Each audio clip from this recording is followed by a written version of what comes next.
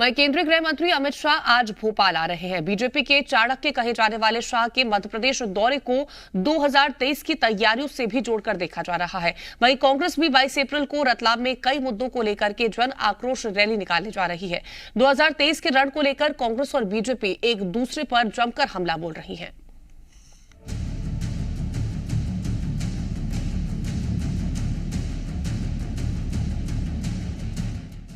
केंद्रीय गृह मंत्री अमित शाह शुक्रवार यानी 22 अप्रैल को एक दिवसीय दौरे पर भोपाल आ रहे हैं। इस दौरान वह जम्बूरी मैदान पर आयोजित वन समितियों के सम्मेलन में हिस्सा लेंगे। सीएम शिवराज सिंह ने कहा, जनजातीय भाई बहनों को 3 बड़ी सौगात देने आ रहे अमित शाह के स्वागत के लिए भोपाल तैयार है। एमपी बीजेपी अध्यक्ष वी डी शर्मा ने बताया, केंद्रीय गृह मंत्री बीजेपी प्रदेश कार्यालय में कार्यकर्ताओं से भी मुलाकात करेंगे। कल मध्य प्रदेश का सौभाग्य है, केंद्रीय गृह मंत्री श्रीमान अमित शाह जी मध्य प्रदेश पधार रहे हैं। भोपाल उनका स्वागत करने तैयार है।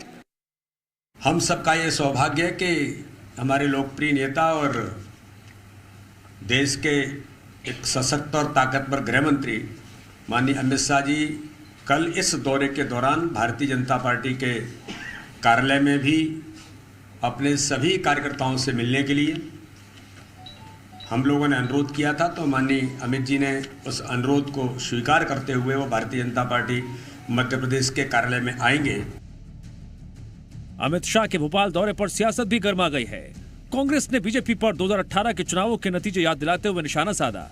कांग्रेस का आरोप है, चुनाव करीब आते ही बीजेपी को आदिवासी वर्ग की याद आती है। वहीं कांग्रेस के आरोपों पर पलटवार करते हुए बीजेपी ने कहा, मोदी सरकार और शिवराज सरकार ने आदिवासियों के लिए बहुत काम किया है।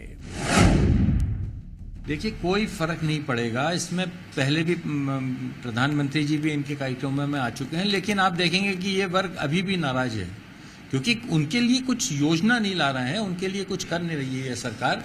तो लोगों को समझ में आता है कि भाई चुनाव नजदीक आ रहा है, तो अब ये हम लोगों को पटा रहे हैं किसी तरह। घर घर राशन वितरण की योजना हो, उसी राशन वितरण योजना से रोजगार की बात हो, ग्राम सभा की सशक्तता हो, तमाम सारी इन योजनाओं पर भारतीय जनता पार्टी की सरकारों ने धरातल पर आकर काम किया है और जनजातीय वर्ग के लोगों को, अनुसूचित जनजातीय वर्ग के लोगों को परिणाम दिए हैं। शिक्षा, स्वास्थ्य, रोजगार के क्षेत्र में अवसर दिए उन्नति करने के, प्रगति करने के। और हम इसीलिए कहते हैं कि ये किसी पार्टी के लिए वोट बैंक हो सकते हैं, पर भारतीय जनता पार्टी के लिए सब परिवार के साथ। वहीं बीजेपी को घेरने के लिए रतलाम में 22 अप्रैल को पूर्व मुख्यमंत्री कमलनाथ जन आक्रोश रैली कर रहे हैं। रैली में कितने लोग जुटेंगे, इसको लेकर कांग्रेस के अपने दावे हैं। वहीं बीजेपी कांग्रेस पर तंज कस रही है। रतलाम जाना पहले से पूर्व नियोजित था और मैं जहाँ तक समझता हूँ आदरणीय कमलनाथ जी रतलाम जा रहे हैं। वहाँ कार्यकर्ताओं में एक नया जोश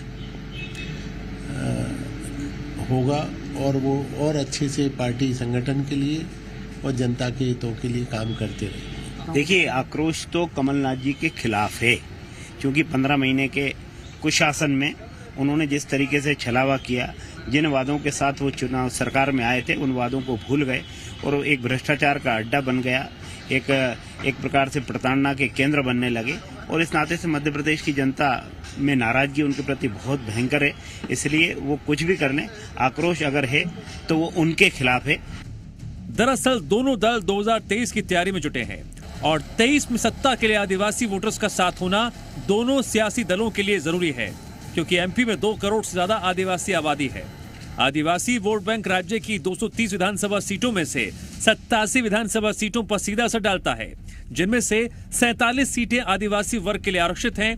2013 के विधानसभा चुनाव में बीजेपी ने 87 सीटों में से 59 सीटों पर जीत दर्ज की थी।